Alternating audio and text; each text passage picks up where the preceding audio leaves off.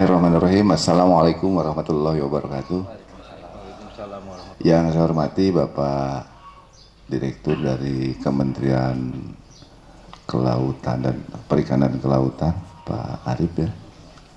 Yang saya hormati dari Bapak pejabat dari PUPR, Direktur Pengelolaan Air Sumber Daya Air yang saya hormati beserta jajarannya.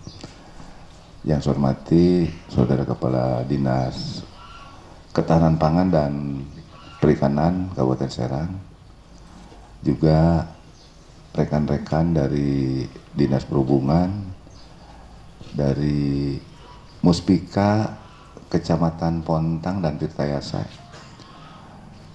tokoh masyarakat serta para peserta field trip ya, Field trip field trip forum sinkronisasi perencanaan Kelautan kawasan. Perikanan dan PUPR yang alhamdulillah berkenan hadir di wilayah Kabupaten Serang, khususnya di Desa Domas, Kecamatan Pontang. Saya aturkan terima kasih dan mohon maaf atas segala penerimaan kami yang sederhana ini.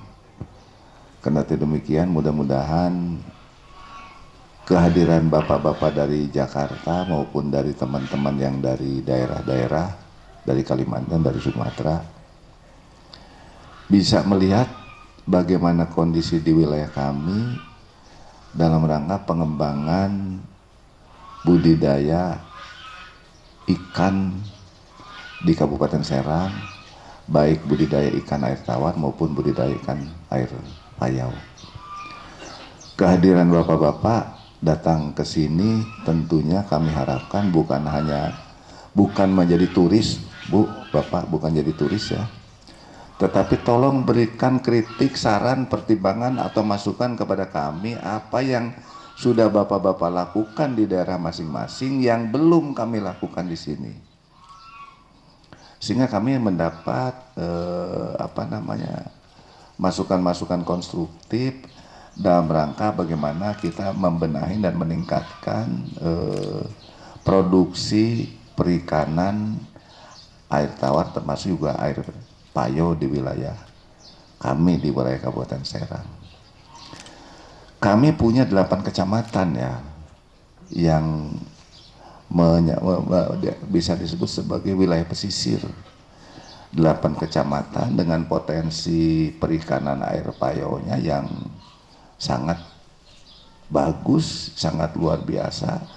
Tetapi kami masih belum puas dengan produksi perikanan di wilayah kami. Penempatan atau penetapan Kecamatan Pontang sebagai salah satu kawasan Minapolitan oleh Kementerian KKP sebagai bagian dari 46 kabupaten kota yang ditetapkan sebagai Minapolitan, ini sebetulnya merupakan satu pemacu bagi pertumbuhan pembangunan perikanan di wilayah kami. Tetapi merubah kebiasaan tadi juga sempat saya bincang-bincang dengan Pak Direktur bahwa kami ini sedang mencoba memberikan rangsangan, memberikan motivasi kepada masyarakat agar mereka itu mampu membangun dirinya sendiri, mampu merubah perilaku, mampu merubah sikap mereka untuk bersama-sama dengan kami, dengan pemerintah, bagaimana meningkatkan pendapatan mereka. Karena bicara pembangunan perikanan bukan hanya sekedar kita mampu meningkatkan produksi ikan, tetapi harus berbanding lurus dengan peningkatan kesejahteraan para petaninya itu sendiri. Tentunya beberapa hal yang harus kita lakukan bukan hanya bagaimana meningkatkan produksi ikan dengan melalui pemilihan benih yang bagus, dengan melalui penata usahaan perikanannya atau dengan pengobatan ikannya, tetapi juga pembenahan termasuk di dalamnya adalah membenahi sistem tata niaga ikan yang sekarang berlaku di Kabupaten Serang. Tata niaga ikan baru melalui sistem pelelangan melalui TPI-TPI yang ada di Kabupaten Serang untuk ikan tangkap. Tetapi ikan budidaya air payo itu dijual secara secara masing-masing ke pasar-pasar yang ada di Kabupaten Serang, walaupun ada juga yang dijual ke Jakarta.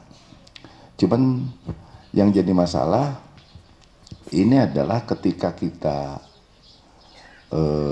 terutama khususnya Bandeng, ketika kita bisa menjual ke pasar-pasar, itu kadang-kadang serbuan bandeng-bandeng dari luar juga cukup berpengaruh terhadap harga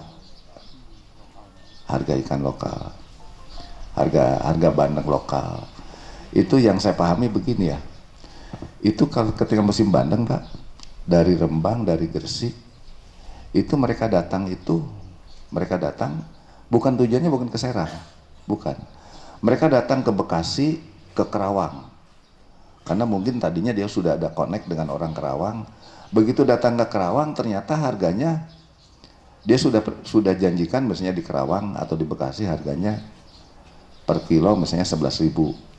Dia datang biasanya pakai kontainer, Pak, kontainer. Begitu masuk ke Bekasi, ternyata ditawar hanya 7.000, Pak. Akhirnya dia marah, wah daripada 7.000 saya buang ke Tanjung Priok, ke Jakarta. Datang ke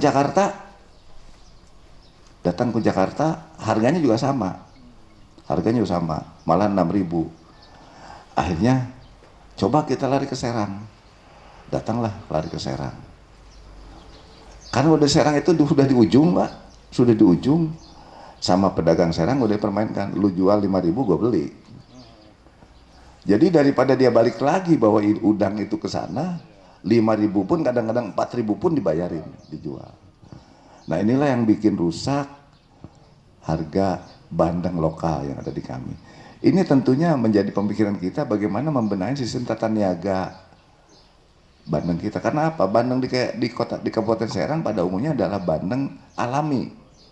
Jadi bandeng alami yang tidak pakai pakan, tidak diberikan pakan. Jadi bandeng ketika mulai ditanam itu tambaknya itu dikeringin, sudah dikeringin, dikasih urea selama 2 minggu itu tumbuh nanti humus-humus. Sudah tumbuh humus-humus baru air laut masuk, dan di situ diatur sirkulasi pasang surut.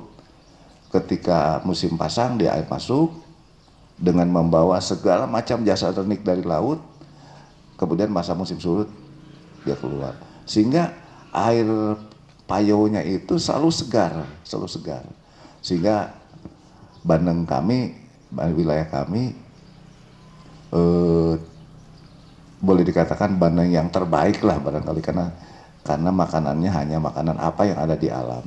Cuman kelemahannya bandeng kami ini jarang yang gede, Pak. Jarang yang gedenya karena mungkin karena air limbah ya. Dulu saya 3 bulan itu waktu masih air laut normal, 3 bulan itu sekilo 4, sekilo 5. Sekilo 4, sekilo 5. Sekarang 3 bulan itu sekilo masih 10, Pak. 3 bulan itu. Terpaksa usia penanaman bandeng di sini di wilayah kami ini 7 sampai 8 bulan itu pun belum bisa sekilo 3 atau sekilo 4. Itu sekilo 6 sampai 7, 8 bulan. Tapi yang agak kesini agak bagus itu, Pak. Yang wilayah Kota Serang. Seperti di Linduk, Sukajaya, Linduk ini agak bagus karena agak jauh ke aliran Sungai Ciujung. Tapi wilayah yang berdekatan dengan Ciujung, Cidurian itu kurang bagus, kurang mendorong terhadap daya tumbuhnya bandeng itu. Makanya paling gede 6 sampai 7 ekor untuk 1 kilo. Tapi yang 6, 7, 1 ekor lah yang itu menjadi yang dipakai untuk makanan khas Serang, itu sate bandeng, Pak. Sate bandeng. Karena sate bandeng kalau bandengnya bandeng Tuban nggak enak, Pak. Nggak enak bandeng Tuban, atau bandeng Tuban mungkin enaknya di yang di Semarang itu Presto, Presto, Presto. Kalau sate Bandeng itu Bandeng kami. Para hadirin saya hormati, kehadiran bapak-bapak ini dari seluruh wilayah nasional, mudah-mudahan bagi kami ini bisa memacu warga kami yang bergerak di usaha perikanan, bagaimana agar mereka itu bisa lebih meningkatkan lagi usaha perikanannya. Terus terang aja Pak, dulunya wilayah ini adalah wilayah yang tingkat perekonomiannya paling tinggi. Di sini ini karena area persawahannya juga luas, area pertambakannya luas, masyarakat di sini dulu itu kaya-kaya Bu, kaya-kaya. Tetapi belakangan sesudah ada terganggunya air laut, sekarang ini mungkin jadi petani subsisten, mungkin ya, mungkin. Walaupun ada dulu rata-rata masyarakat di sini punya empang tidak kurang dari 10 hektar. Ada yang 10 hektar, yang 20 hektar, ada yang 50 hektar, ada yang 200 hektar pun ada. Ada yang 200 hektar dulu. Tapi sekarang kayaknya udah kurang dikelola secara serius, mungkin kelihatannya.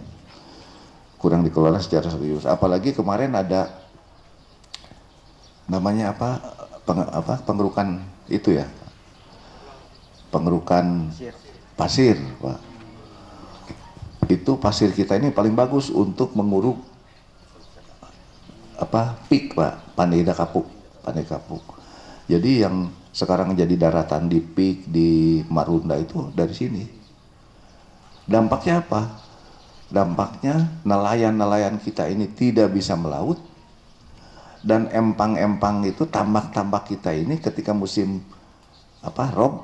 pasang ya, musim pasang, dia datang dengan endapan lumpurnya pasir luar biasa masuk, ketika balik dia pasirnya ditinggalin.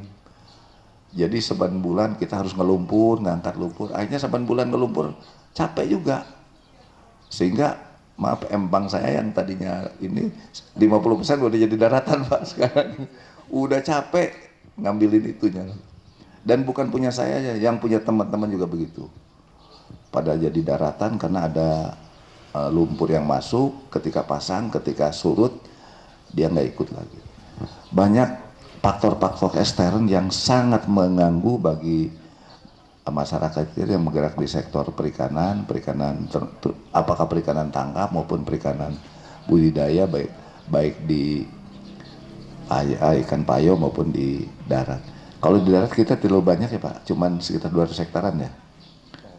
Ya untuk budidaya ikan darat ya sekitar 200 hektaran. Tapi yang kita ingin jadikan andalan adalah perikanan air payo. Barangkali itu yang bisa saya sampaikan sebagai pengantar. Nanti lebih banyak saya mohon arahan dari bapak-bapak dari Kementerian KKP, jago dari PUPR. Mudah-mudahan kita kehadiran beliau-beliau ini kita manfaatkan semaksimal mungkin, bukan hanya sekedar meminta proyek, tapi apa yang beliau pahami, mudah-mudahan kita bisa menimba ilmu dari bapak-bapak yang dari Jakarta. Terima kasih. Wassalamualaikum warahmatullahi wabarakatuh.